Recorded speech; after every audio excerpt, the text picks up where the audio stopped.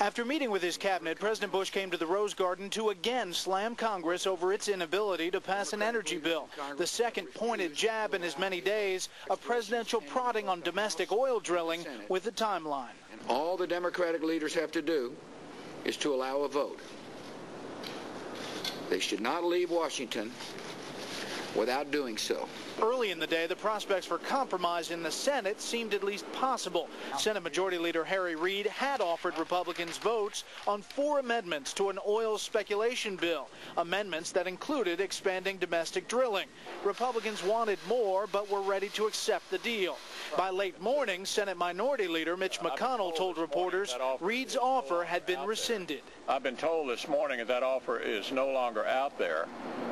And if that's the case, we're going to have a hard time legislating on the #1 issue in the country.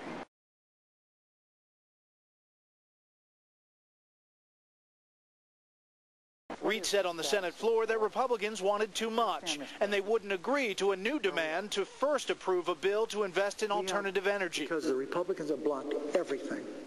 They've blocked energy for old people, sick people, disabled people. They've blocked everything we've tried to do. Democrats continued to blame Republicans all day. When big oil says jump, they say how high. And their only solution seems to be drilling.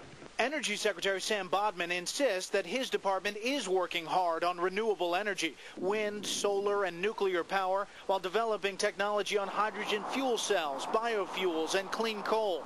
He says the U.S. should have expanded domestic drilling 10 years ago, and the bottom line is that this country needs more oil and natural gas now.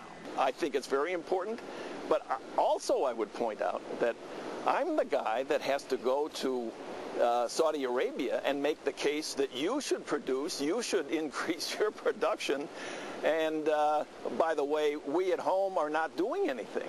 I mean, that's a pretty tough sell. On the House side, Speaker Nancy Pelosi has blocked efforts to vote on any expansion of domestic drilling, prompting a pushback even from within her own party. Congress has done nothing to respond. We can't pass a bill. Can't pass the House, can't pass the Senate.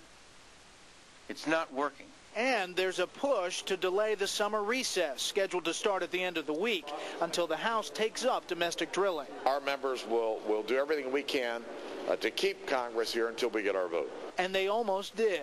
By a vote of 213 to 212, the House barely passed a resolution to adjourn at the end of the week. 17 Democrats joined every Republican representative to vote to keep the House in session. The chance for action on an energy bill before recess on the Senate side, according to one senior Democratic aide, is somewhere between slim to none. Despite Democratic denial, senior Republican aides insist that the Democrats don't want to have Senator Barack Obama cast a vote against domestic drilling.